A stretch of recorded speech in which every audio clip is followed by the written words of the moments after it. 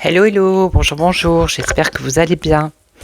Alors, je vous retrouve pour la deuxième partie de l'explication des cartes de l'oracle de Béline de façon symbolique avec les symboles, pas sur le plan du sentimental ou professionnel ou la santé, non, juste voir la symbolique des cartes. Donc, si vous n'avez pas vu la première partie, je vous invite à regarder la première partie qui part de la carte numéro... je ne sais plus, je vais vous dire. Je ne sais plus, c'était... Alors, c'était la série des cartes gouvernées par le soleil, ok. Alors, qui partait de la carte numéro 4 à la carte numéro 10, voilà. Donc là, on va faire les 7 suivantes qui sont gouvernées par la Lune. Voilà. Donc je voulais vous remercier, merci beaucoup. Apparemment, ça plaît beaucoup. J'ai eu pas mal de commentaires, donc voilà. Donc je continue. Hein. Donc ça va être un peu long. Prenez-vous un café, prenez-vous un thé, ce que vous voulez. Et on va commencer. Alors déjà, on va parler de la Lune. Hein, les 7 cartes qui sont gouvernées par la Lune. Donc ici, on nous dit qu'avec l'oracle de la Lune, les oracles de la Lune, c'est-à-dire les cartes de la Lune, nous quittons la facilité des cartes solaires qui étaient d'une façon générale les cartes de succès. D'accord ? La Lune est une planète variable avec des aspects multiples. Tantôt d'allure sinistre, lorsqu'elle est invisible, dans le calendrier, elle est noire. Ne pas confondre avec Lilith, le point où la Lune est le plus loin de la Terre. Tantôt, elle apparaît dans son premier croissant pour elle, puis elle est à son premier quartier, en forme de demi-cercle sur la droite, tantôt pleine et ronde, tantôt à son dernier quartier, en forme à nouveau de demi-cercle, mais cette fois à gauche. Donc c'est pour ça que on dit aussi les personnes lunatiques, les personnes qui sont changeantes, elles sont un peu comme la Lune, vous voyez ? Alors ensuite, qu'est-ce qu'on dit ? Bref, elle fluctue et ses significations varieront du franchement mauvais au très bon et exaltant. Astre de la nuit, son symbolisme se rapporte à toutes les significations de la nuit et des ténèbres. En raison de ses multiples formes, elle sera en rapport avec l'inconstance. Comme elle joue sur les cycles biologiques, elle sera en rapport avec la santé et ainsi de suite. Donc on va commencer par la carte trahison. Donc je vais vous la zoomer. Non, ben voilà, elle est là. J'ai tout préparé. Alors, j'espère que vous allez bien la voir. Alors ça s'adresse aux personnes novices, mais aussi les personnes qui pratiquent. J'ai vu qu'il y avait pas mal de personnes qui apprenaient. Donc moi, ça me fait du bien, comme ça je peux transmettre aussi. Alors on part avec la carte de la trahison. Voilà. Alors, ça commence mal pour la Lune. Un vilain chat bleu nuit qui montre ses dents. En un rictus mauvais, ses yeux jaunes comme les phares de voiture qui trouent la nuit, 13 griffes. Alors, il y a 13 griffes. On va les compter. Alors, on en a 1, 2, 3, 4, 5, 6, 7, 8, 9, 10, 11, 12, 13. Voilà. 13.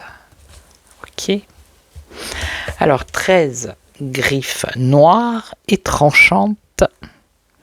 10 poils de moustache. 1, 2, 3, 4, 5, 10. 10 poils de moustache en éventail, raides comme des aiguilles de Mikado. La noirceur bleutée du chat est celle de la nuit et de ses ténèbres. Les yeux et les dents jaunes évoquent les lumières de la nuit, la lune et les étoiles. La trahison est en rapport étroit avec les formes variables de la lune. On ne peut pas se fier à son apparence. Un jour, elle est ronde et brillante. Elle illumine la nuit, permettant ainsi aux voyageurs de ne pas se perdre. Parfois, elle ressemble à une barque. Un autre jour encore, il n'y a plus personne. Elle est noire comme le vilain matou aux moustaches hérissées. Sa queue dressée verticale évoque le gourdin qui va frapper de plein fouet celui qui est trahi. C'est la puissance du mal. C'est le chat noir des sorcières, celui qui porte malheur. celui qui, lorsqu'il vous coupe la route, quand vous êtes en voiture, vous oblige à faire demi-tour sous peine de cataclysme. Superstition, bien sûr, mais qui trahit les démons noirs de notre subconscient, qui, sous la pression de la peur, le sacrifie. N'est-ce pas lui que l'on clouait sur les portes au Moyen-Âge ? À cette époque, il fut bien trahi, lui, l'ami des hommes qui mange les souris et les rats. Transmetteur de la peste, dévoreur des réserves des grains de blé, nourriture première et sacrée. Trahison, donc la carte c'est trahison, correspond à l'image sournoise du chat qui se réfugie en rampant derrière un meuble lorsqu'il a fait une bêtise. Le chat est l'animal lunaire par excellence. Il voit la nuit. Son œil brille dans l'obscurité comme la lune. La lune change de forme suivant la lumière qu'elle reçoit du soleil. La pupille du chat fait de même, mais à l'inverse, complètement ronde dans l'obscurité. Elle se rétrécit face à la lumière, jusqu'à ne former qu'un fin croissant. C'est une des raisons pour laquelle les anciens avaient associé le chat à la lune. Dans la tradition, le soleil préside aux forces conscientes. Il est associé à l'œil droit et au cerveau gauche, notre cerveau rationnel. La lune est associée à l'œil gauche et aux forces de notre inconscient, à notre cerveau droit qui préside à l'intuition. La lune, dans sa manifestation, chat, représente toutes les forces qui nous font peur, les forces cachées de l'univers, en nous et hors de nous. Bien souvent, nous estimons qu'elles nous trahissent car elles se manifestent de façon bien souvent contraire à ce que nous croyons du monde et à ce que nous croyons de nous. Elles représentent les forces de la divination, les pouvoirs occultes, ceux de la sorcière qui peut les utiliser pour faire le mal, les forces magiques. Voilà. Alors, qu'est-ce que je pourrais dire d'autre ? Donc, c'est mauvaise surprise, hein. C'est trahison, mensonge, voilà. Hein. Personnes qui ne tiennent pas leur engagement, que ce soit professionnel ou sentimental. Quelqu'un qui travestit la réalité. Qu'est-ce qu'on pourrait dire ? Ouais, c'est la trahison, tout simplement. Donc ça, c'est pour la trahison. Voilà. Bon, c'était pas... Alors, ici, on a la carte 12, le départ. Alors ici on voit un groupe de 10 oiseaux migrateurs dont la queue fait penser à des hirondelles en formation.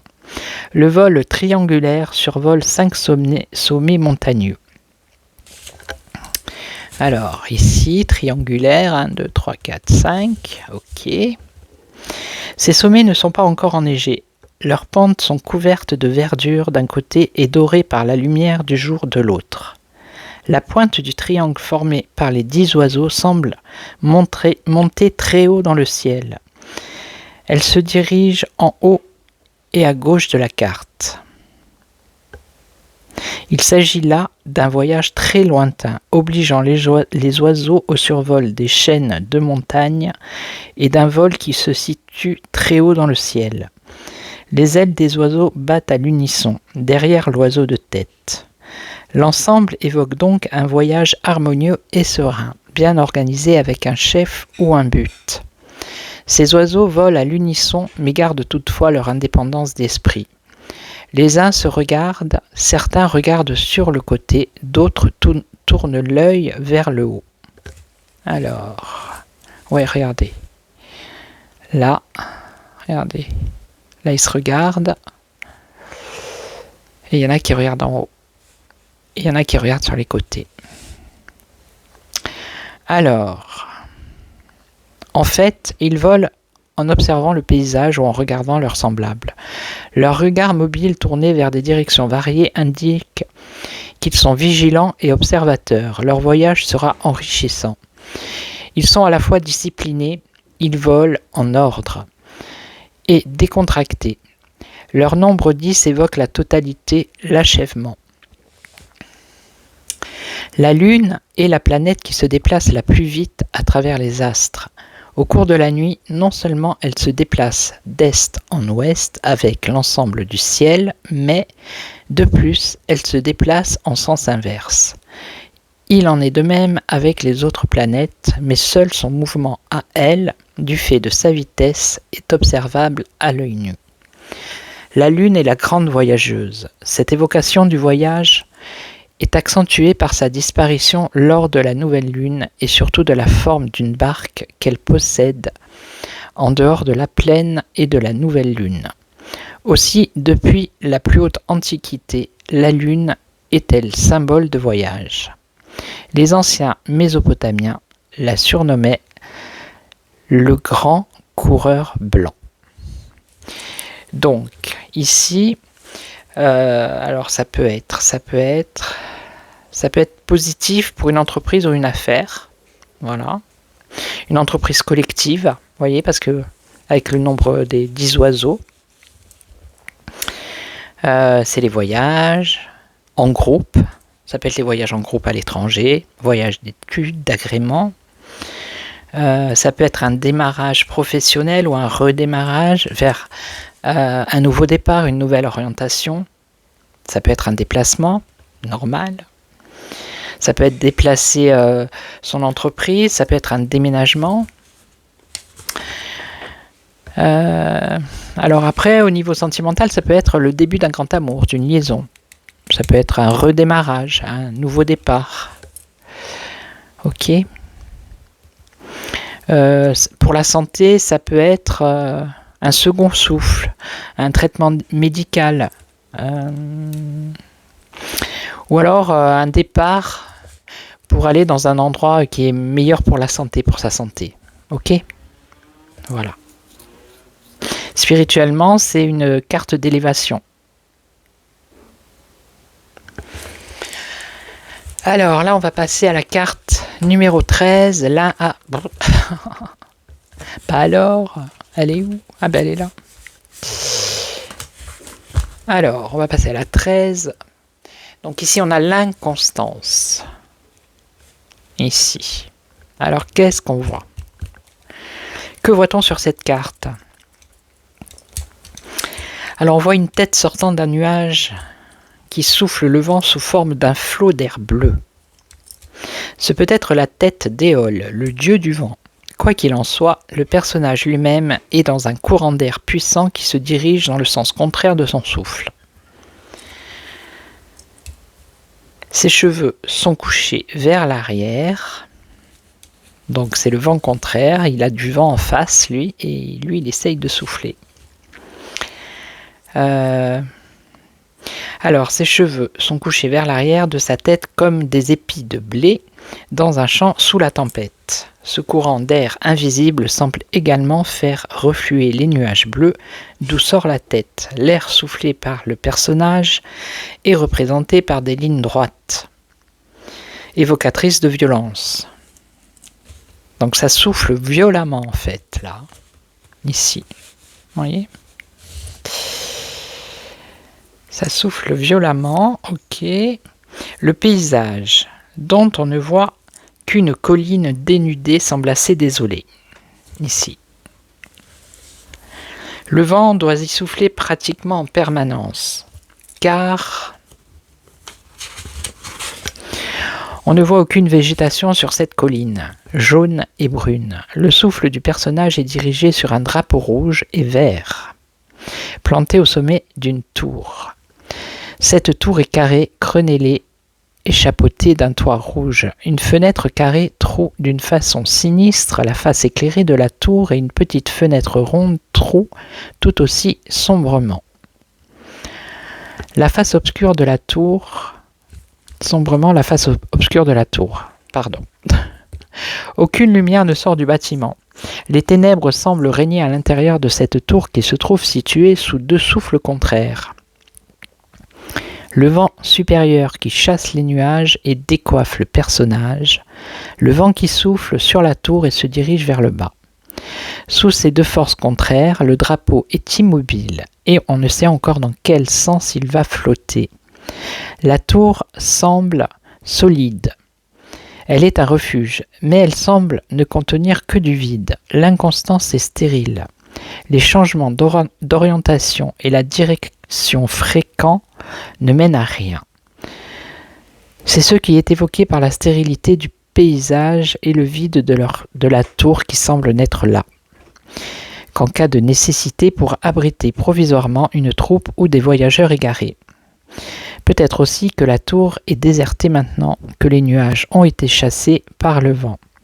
Des voyageurs se sont peut-être abrités dans cette tour, le temps d'une averse.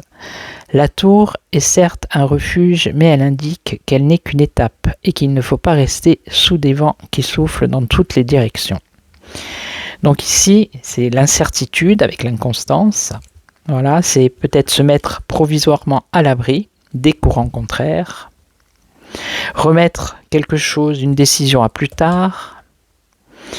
C'est peut-être pas le moment de faire une action ou de faire quelque chose, parce qu'il y a trop d'inconstance. J'éternue, excusez-moi. Donc il est préférable d'attendre que les choses se réorganisent en fait. Voilà. Si c'est un projet, il faut attendre. Hein. Voilà. Il faut se fier à personne. Parce que ça peut se renverser du jour au lendemain. Voilà. Par contre, si par exemple vous avez des cartes qui sont négatives autour, c'est sûr que c'est pas favorable. Après, si vous avez une bonne carte, par exemple une carte solaire à côté ici, ça veut dire que il faut peut-être attendre que le soleil revienne, vous voyez, que le vent peut tourner d'une façon positive. Ok.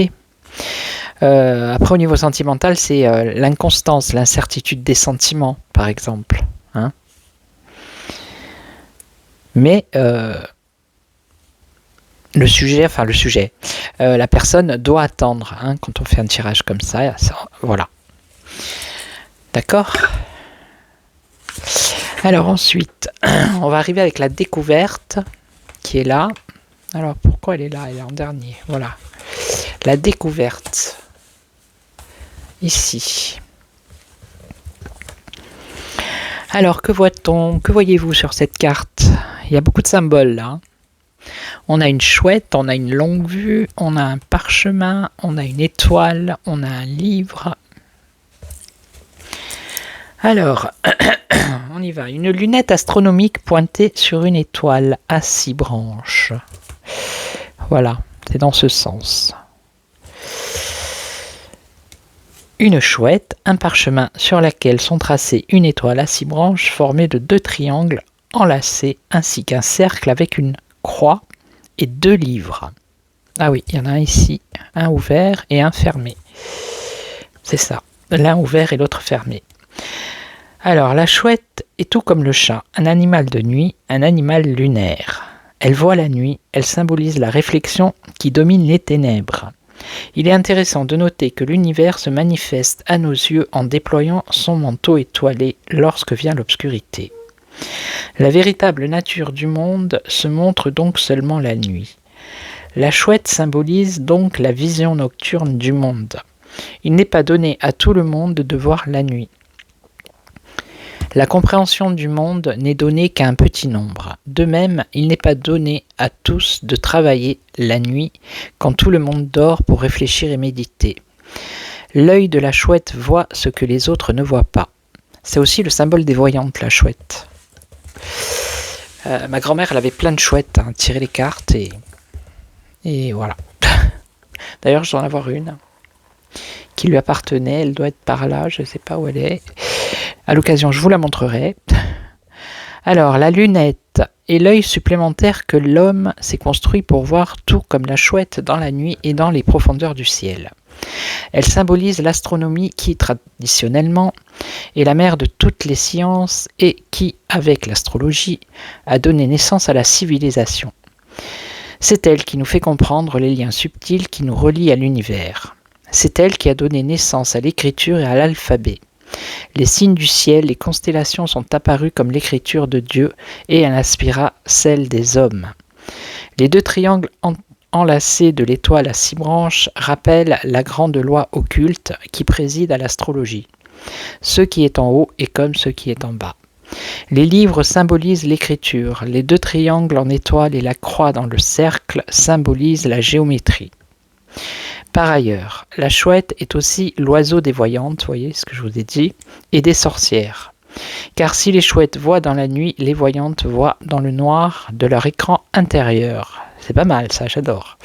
De même que la lunette fait voir au loin dans l'espace, l'œil intérieur de la voyante voit au loin dans le temps. Donc cet oracle, cette carte, symbolise donc les connaissances astronomiques et astrologiques. Ce qui est en haut est comme ce qui est en bas. Ces connaissances sont basées sur l'observation avec la lunette, sur la réflexion et sur l'intuition avec la chouette, sur la réflexion sur l'étude, l'écriture et la lecture, les livres, et sur la vigilance, la chouette veille. Donc, pour un tirage, là, ça serait par exemple trouver une solution à un problème. Voilà, découvrir une solution. Après, ça peut être un métier, l'astronomie, l'informatique, l'écriture, la recherche scientifique, les mathématiques, l'architecture. Ok. Ça peut être l'intelligence, l'intuition. Au niveau sentimental, ça serait découvrir l'autre. Hein. Voilà. Ça peut être la prise de conscience aussi d'un sentiment naissant. Au niveau de la santé, c'est une saine façon de gérer sa santé. Voilà, trouver une solution, trouver un traitement, un remède. Et au niveau spirituel, ça serait plutôt... c'est favorable en tout cas. C'est favorable parce que justement il y a la chouette et ça lui correspond. Par exemple, si une personne se demande si elle est faite pour la voyance et qu'on sort cette carte, on peut lui dire que oui, c'est favorable. Voilà. L'astrologie, la divination, les textes sacrés. Ok, voilà, ça c'était pour la découverte. Alors ensuite, on a la 15. Alors, on a le drapeau bleu, blanc, rouge. Hein. Donc là, c'est la carte de l'eau. Donc on voit un charmant petit voilier se balance sur une eau bleue, soulevée par une légère houle. Cette eau scintille sous la lumière invisible du soleil.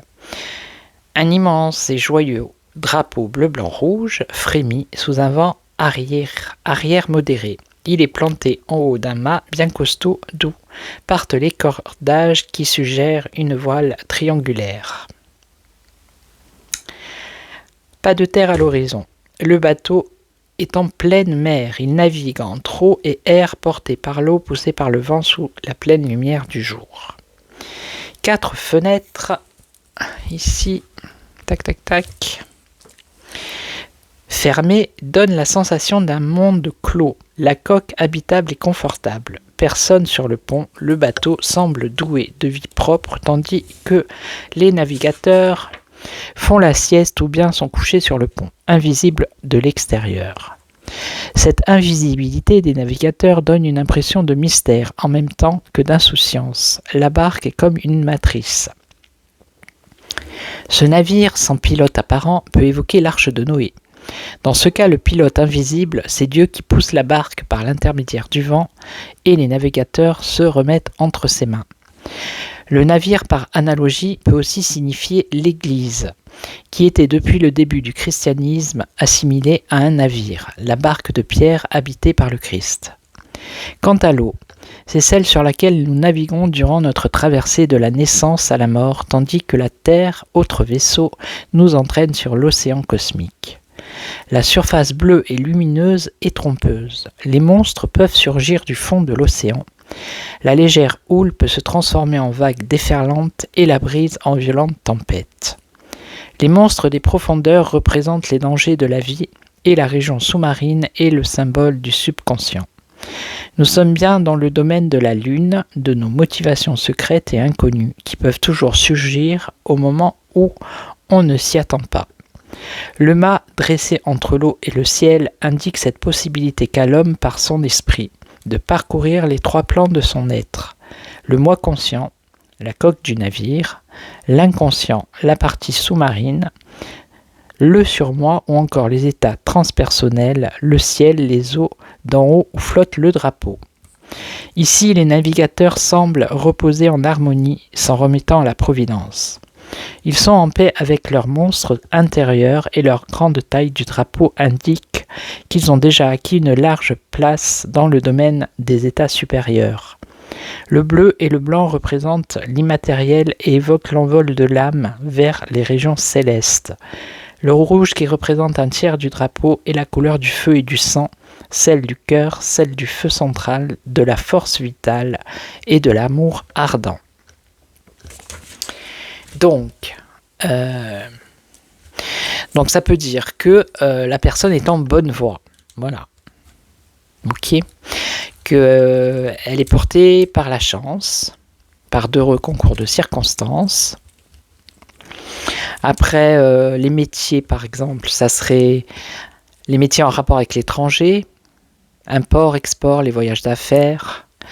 Ça peut être avec un rapport avec l'imagination et l'image, la photo, l'écriture. Tout ce qui a un rapport avec la mer, bien évidemment. Ça peut être une cure marine pour la santé. Ça peut être travailler sur un bateau. Quoi d'autre Alors, côté un peu, on va dire, négatif, il peut y avoir un changement de temps. C'est-à-dire, on l'a vu, là, la mer, elle est, voilà, mais il peut arriver la tempête, par exemple. Un changement de climat, par exemple, dans les affaires, dans le travail, des mauvaises surprises. Après, si c'est au plan amour sentimental, il faut voir avec les autres cartes qui sont à côté. Mais bon, ça veut dire peut-être que là, le consultant est en bonne voie. Ok, c'est pareil que pour le plan matériel professionnel. C'est également, avec l'eau, c'est associé au rêve, à l'imaginaire, à l'illusoire. Voilà. Après, ça peut être dans le cadre positif. Si par exemple on a ça avec la carte de l'union, le mariage, ça peut être une lune de miel. Ok ? Et au niveau de la santé, apparemment, c'est quelque chose qui est période qui est harmonieuse, tout va bien. Mais voilà. Ça dépend vraiment des cartes qu'elle a à côté, celle-là. Voilà, vraiment. Si on a une carte positive, c'est que ça va aller, ça va vers quelque chose de mieux. Si c'est négatif, par contre, ça va vers quelque chose de... Voilà. Ok. Et ça peut être, au niveau spirituel, ça peut être le lâcher-prise. Voilà. Donc ce qu'il ne faut pas oublier, c'est que c'est une carte lunaire. Voilà, c'est ça le truc. Et que ça peut être variable. C'est pour ça qu'il faut vraiment qu'elle soit associée à une autre carte. Allez, on continue. On va passer à la 16e. Donc les pénates. Les pénates. Alors là, c'est facile. Aïe, je me suis cogné. Là, qu'est-ce qu'on voit ? On voit une tour.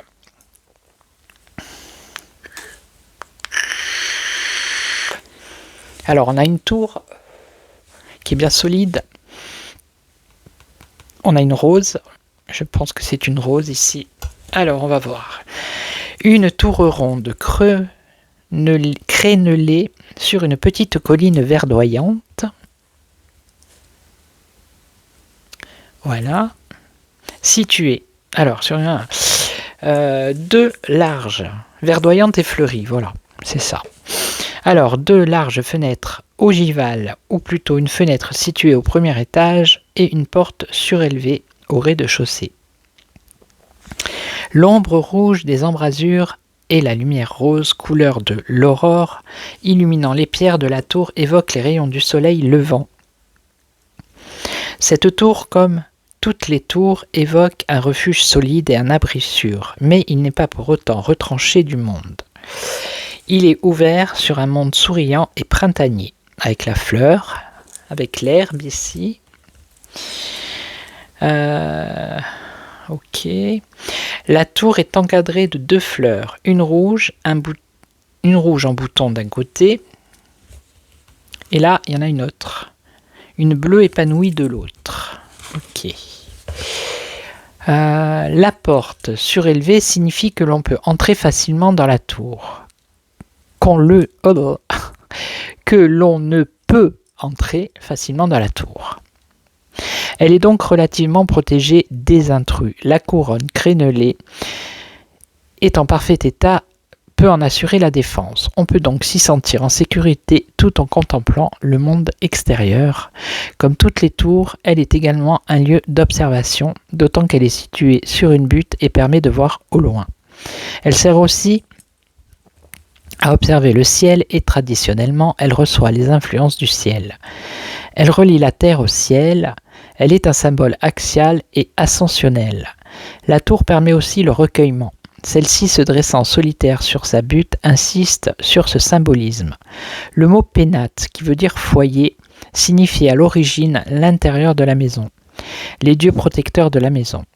Les pénates évoquent donc l'endroit abrité où l'on met ses affaires, où l'on vit en toute tranquillité, bien à l'abri des intempéries et des ennemis.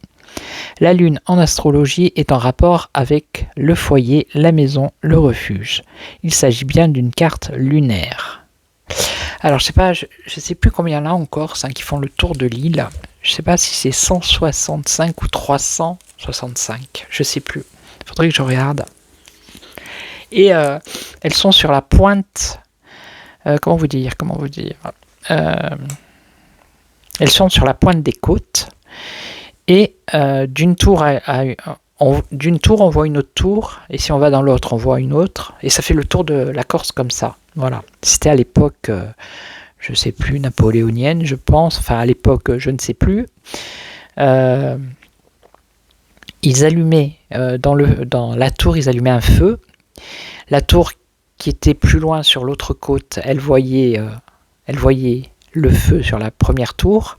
C'était un signal qu'il y avait des ennemis qui arrivaient par la mer, et ça faisait l'autre tour allumait un feu et l'autre elle voyait, et voilà, c'était comme un système de surveillance, et c'était une alarme en fait. Voilà. Ok, c'était le petit récit sur les tours en Corse. Alors, qu'est-ce qu'on pourrait dire d'autre? Donc au niveau matériel, alors, ça pourrait dire que l'argent est bien placé, c'est sur des bases solides. Qu'est-ce que ça pourrait dire?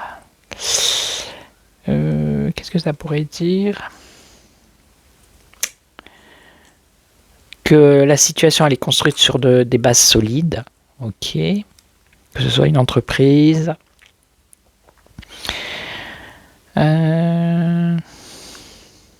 Ok. C'est positif pour des transactions immobilières aussi. C'est l'immobilier, la maison, les pénates. Ça peut être les travaux d'architecture du bâtiment.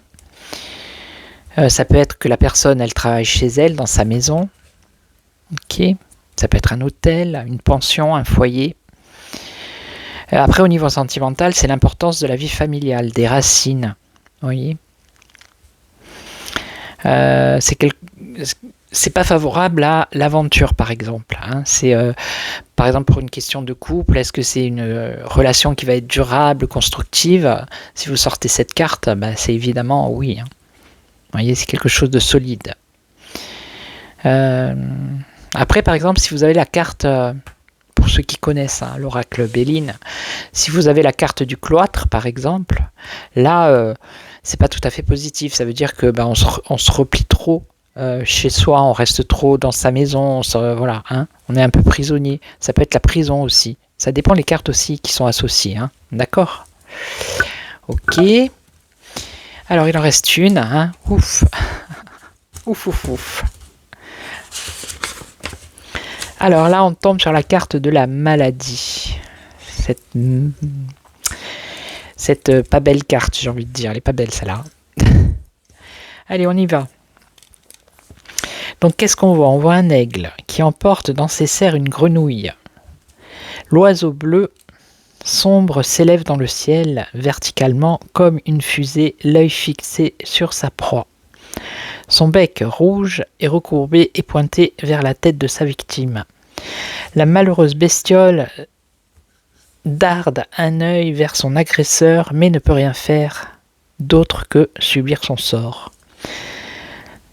Alors, c'est que l'aigle dans son aspect maléfique est l'oiseau rapace ravisseur, mais en Grèce, c'est l'oiseau de Jupiter qui emporta la jeune Ganymède dans le ciel pour qu'il serve des chansons aux dieux. Ce qui fut un honneur pour le jeune homme et une chance puisqu'il devint immortel. En Mésopotamie, dans la plus ancienne légende connue, l'aigle est l'oiseau qui emporta au ciel le roi Etana à la recherche de la plante de vie. Ce voyage rendit le roi malade d'angoisse et il faillit tomber à plusieurs reprises. L'aigle est donc aussi un oiseau de lumière, un oiseau initiateur qui fit franchir à Etana les différents niveaux du ciel matériel, symbole des différents niveaux spirituels, qui, dans de nombreuses traditions, ont été mis en rapport avec les sphères planétaires, comme par exemple dans les mystères de Mitra et dans ceux de l'islam. Mais tout le monde ne peut supporter les voyages initiatiques, pas plus d'ailleurs que les voyages en fusée.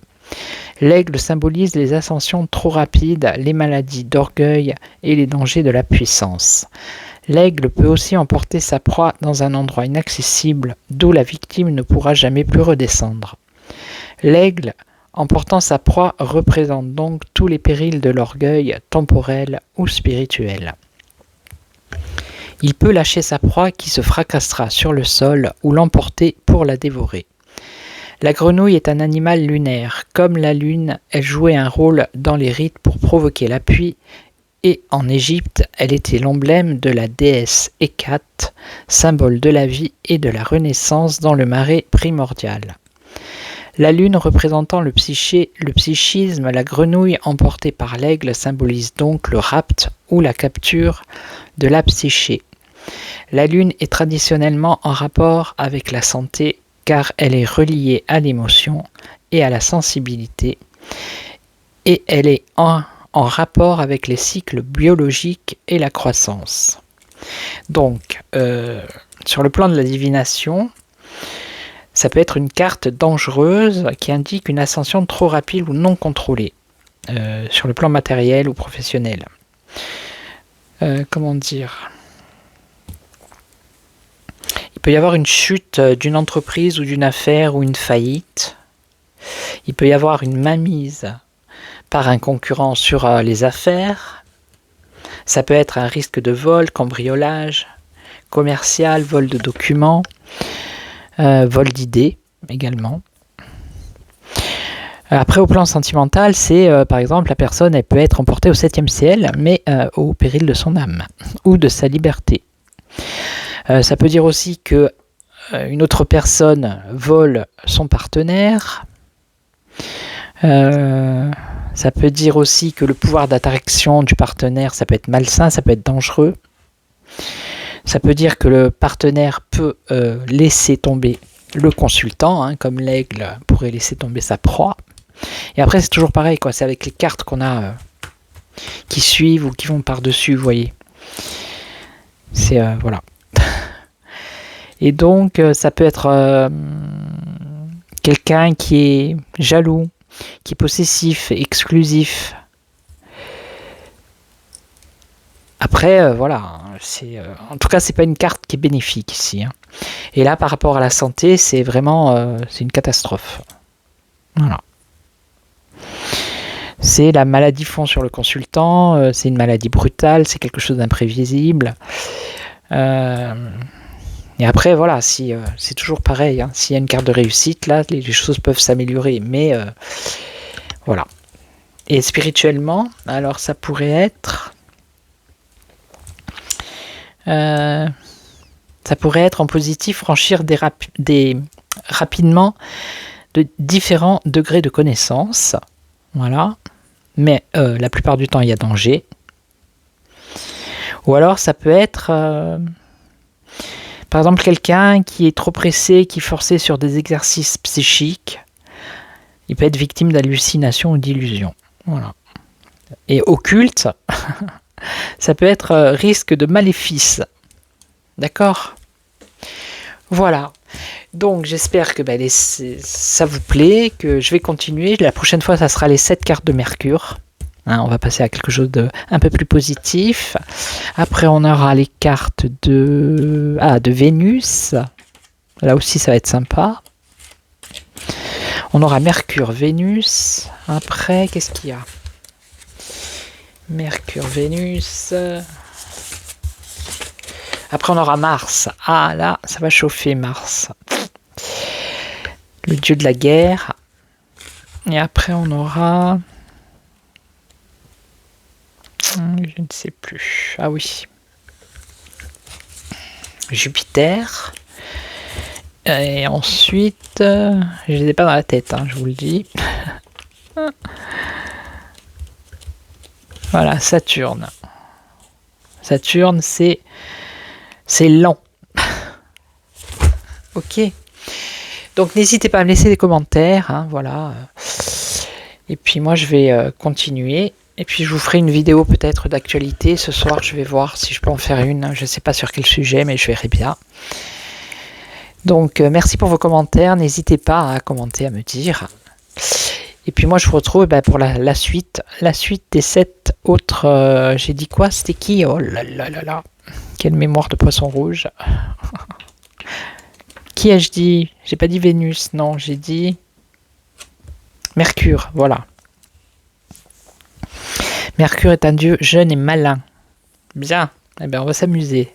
Voilà, ça va être la rapidité, je crois, Mercure. C'est quelque chose qui arrive, qui est rapide. Voilà.